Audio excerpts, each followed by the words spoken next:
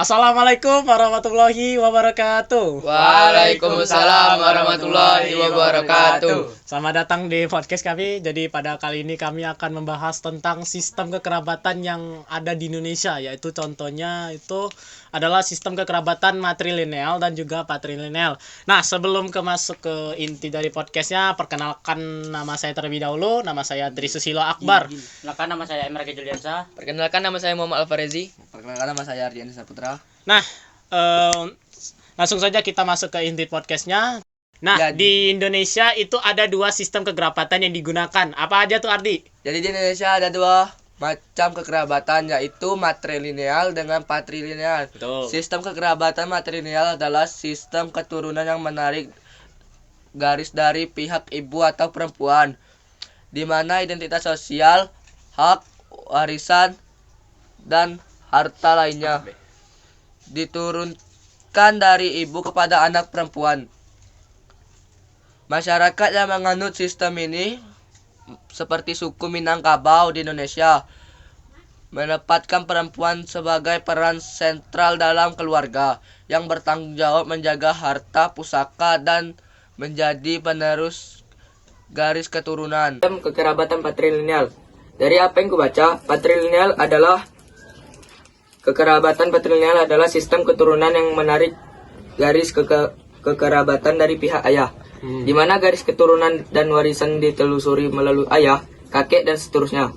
Dalam sistem ini, anak laki-laki memiliki kedudukan yang lebih tinggi, menjadi pewaris utama harta keluarga, dan memiliki tanggung jawab melanjutkan garis keturunan keluarga. Masyarakat yang menganut sistem ini, seperti suku Batak dan Bali, umumnya memiliki aturan patrilokal, di mana istri akan mengikuti kediaman suami setelah menikah. Oke.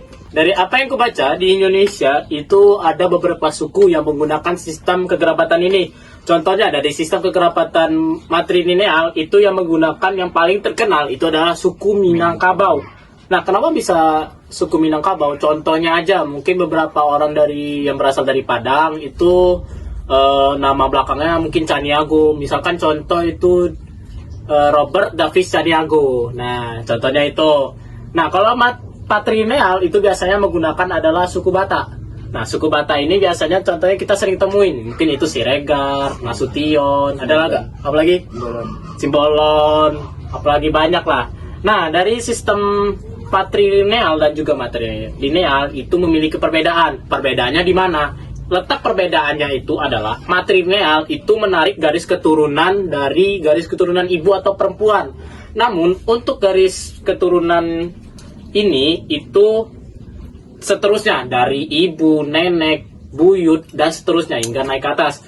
Kalau patrilineal itu mengambil dari bapak atau laki-laki. Nah, contohnya itu tadi. Semisalnya ada orang yang marga belakangnya atau nama belakangnya itu Nasution.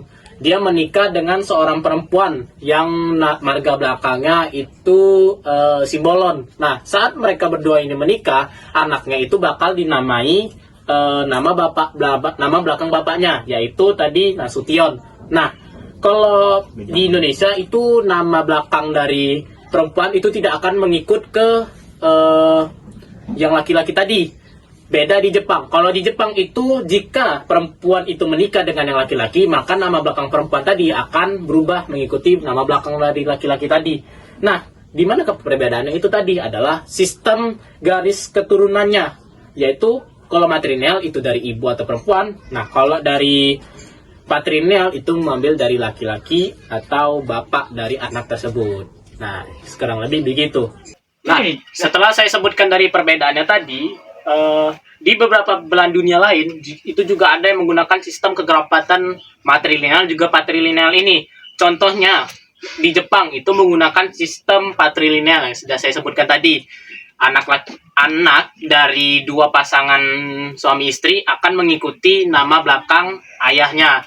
Nah, ada juga sistem kekerabatan matrilineal paling menonjol dijumpai pada masyarakat Minangkabau di Sumatera Barat, di mana garis keturunan, hak waris, dan harta pusaka ditarik melalui pihak ibu.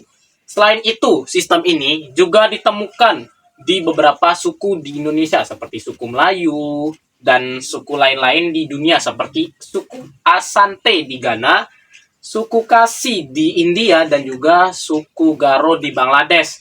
Ciri-ciri sistem matrilineal ini tadi sudah disebutkan bahwa silsilah dan hubungan keluarga dihitung berdasar garis keturunan ibu, bukan ayah. Nah, kalau sebaliknya yang patrilineal itu mengikuti dari pihak laki-laki atau ayahnya. Nah, kurang lebih begitu saja podcast yang kami lakukan pada hari ini. Terima kasih sudah menonton video podcast kami. Kami tutup. Wassalamualaikum warahmatullahi wabarakatuh.